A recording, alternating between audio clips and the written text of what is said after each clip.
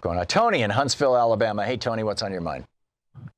Hi, Tom. How you doing? I'm well. I was What's up? trying to catch the beginning of your rant, which I hate missing it because I love the show and I always catch that beginning of your rant. I'm not really sure what the definition of, what is it, sortition? Sortition, yeah. It's basically, it's how juries work. So juries work by sortition. It's you take a large pool of citizens, the largest possible pool, and you randomly select people from it, and you get a representative slice of the larger population. Okay. Let me ask you this. This may be a little off topic, but I think it kind of fits in. Let's say you had a bunch of felons or inmates or guys who, like me, who don't have representation but pay taxes, and they wanted to get a pardon, and they volunteered themselves to the city, local, municipal government as staffers as a way to get a pardon and get their voting rights back. Would you say that that would be about the same as a public official?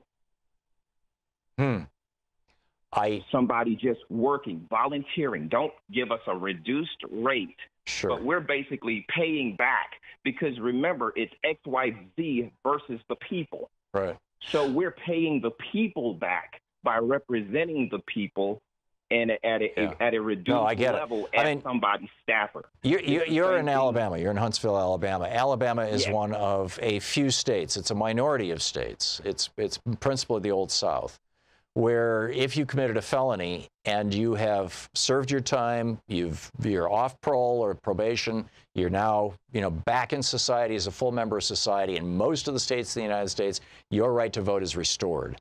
In Alabama, in Florida, in a few other southern states, that right is gone for the rest of your life. That is wrong, in my opinion. So, rather than trying to figure out a way for ex-felons to work their way back to having voting rights and being fully, full members of society, we need to change those laws. And so I would say, rather than arguing should we allow ex-felons to use voluntary service as a way of earning their citizenship, I would say they already earned their citizenship back by serving their time. Absolutely, and working for absolutely free in the prison system. We did everything from the administrative work to running the kitchens, I was a captain's runner, which means I had all of his major paperwork. I did everything, all the filing except for his signature. It was the only thing I didn't have the power to do. But when you have that kind of experience, they take it all from you when you get out because you can't get a job. But the whole point is, we have no representation at all, and we're tens of thousands of people. You're right. You're right. Tens of thousands. Yeah, you're absolutely right. And the further south you go in America, the higher those numbers get. Tony, thanks for the call. This is something we all need to commit ourselves to. And, to ending felon disenfranchisement. Ivan in Grand Rapids, Michigan, listening on 95.3 FM, one of our Pacifica affiliates there. Hey, Ivan, what's up? Hi. I was just wondering what you thought of whether the profit motive of capitalism would survive global warming or not. Well, it's the profit motive of capitalism that is causing global warming, unfortunately. Well, that's what I was thinking. And do we need to start talking about alternatives to capitalism right now? Because it doesn't seem to be working. Yeah. I think that conversation is one we've been having for a long, long time. And certainly we've been having it in a big way since the 1860s when Karl Marx published Das Kapital, or Kapital. And then Marx and Engels, the Communist Manifesto a few years later. That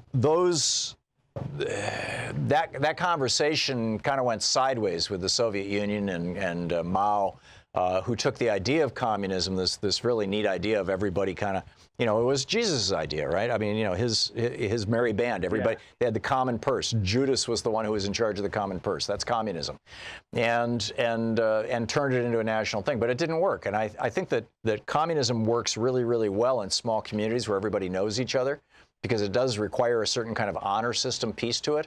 But when it's possible for people to be anonymous, communism starts to break down. Now, the question of capitalism is, can capitalism be used to undo the damage of capitalism? I mean, that was the whole idea of cap and trade.